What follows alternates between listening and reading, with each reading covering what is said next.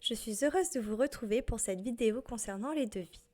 Maintenant que nous avons notre première demande, nous allons devoir faire notre premier devis. Pour cela, nous cliquons sur Commerce dans le bandeau supérieur bleu. Nous arrivons à l'accueil du module Commerce. Nous trouvons ici le nécessaire pour gérer nos devis, que ce soit client ou fournisseur. Nous cliquons sur Nouvelle proposition commerciale dans le menu de gauche et nous sélectionnons notre tiers Electaboo. Nous constatons que les informations de paiement que nous avons saisies ne sont pas reprises automatiquement. Nous allons donc créer ce devis à partir du tiers. Pour cela, nous cliquons sur Tiers dans le bandeau supérieur bleu, puis sur Liste des prospects. Nous sélectionnons notre prospect Electaboo. Nous allons dans l'onglet Prospect et nous cliquons sur Créer une proposition. Nous voyons à présent, lorsque nous créons un élément en partant d'un autre, nous pouvons bénéficier au maximum des paramètres déjà saisis. Reprenons notre conversation téléphonique avec Delphine. Nous sélectionnons comme contact Delphine. Nous demandons à Delphine comment elle a connu notre société. Disons qu'elle nous répond bouche à oreille. Nous allons donc saisir dans Origine la valeur bouche à oreille. Nous demandons à Delphine de nous en dire plus sur sa demande. Elle nous dit que c'est pour un chantier de 2 jours en sous-traitance. Elle nous indique qu'elle fournit tout le matériel et qu'elle a juste besoin de nos bras et de notre tête. Nous marquons donc dans Notes 2 jours de travail.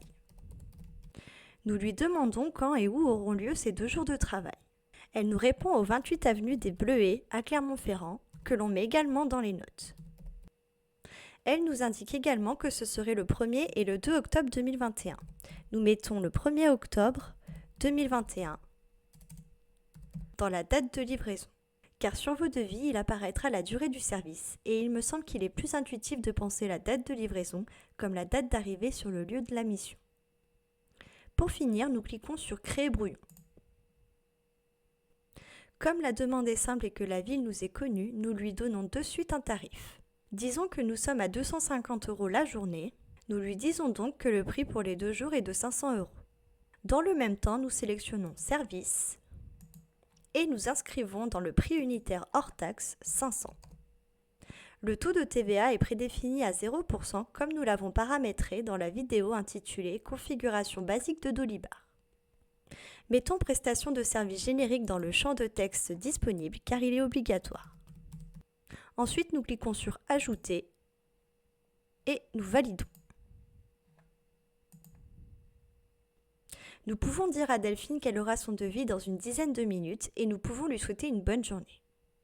Nous allons maintenant dans l'onglet Contact adresse et nous remarquons 2 types de contacts possibles à mettre sur ce devis.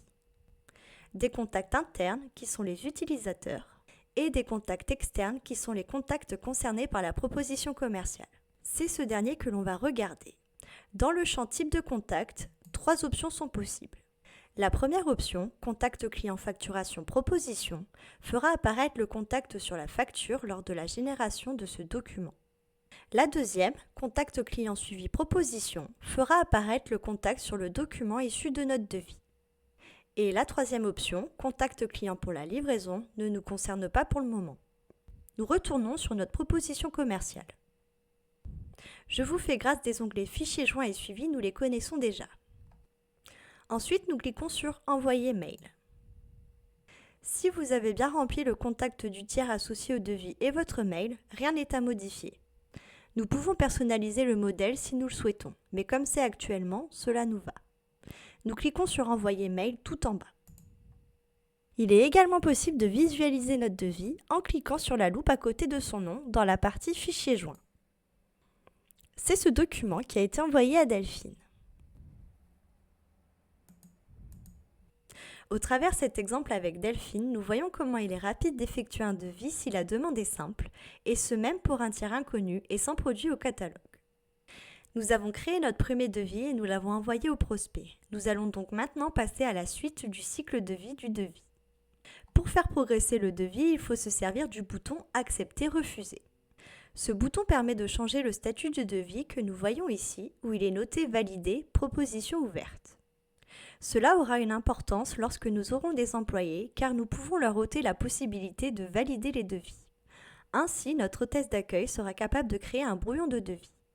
En effet, si nous cliquons sur le bouton Modifier, Nous constatons que le devis retourne à l'état de brouillon et qu'il ne peut plus être envoyé au client. Avant de valider ce devis, passons rapidement sur le bouton Cloner. Il permet de copier ce devis en lui affectant un autre tir. Nous validons le devis et nous cliquons sur Accepter, Refuser. Sur le pop-up qui s'affiche, dans le champ Positionner le statut A, nous sélectionnons Signer. Nous laissons vide le champ Notes et nous cliquons sur Oui. Nous constatons que des boutons supplémentaires sont disponibles et que le statut est passé à Signer à facturer. Une fois la prestation réalisée, elle sera à facturer. Nous cliquons sur Rouvrir afin de constater la différence avec le statut non signé. Donc nous cliquons sur Accepter, Refuser et pour le champ Positionner le statut A, nous mettons Non signé. Et nous cliquons sur Oui.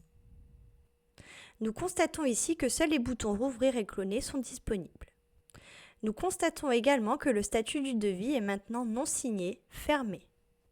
Nous cliquons de nouveau sur Réouvrir pour terminer cette vidéo concernant les devis.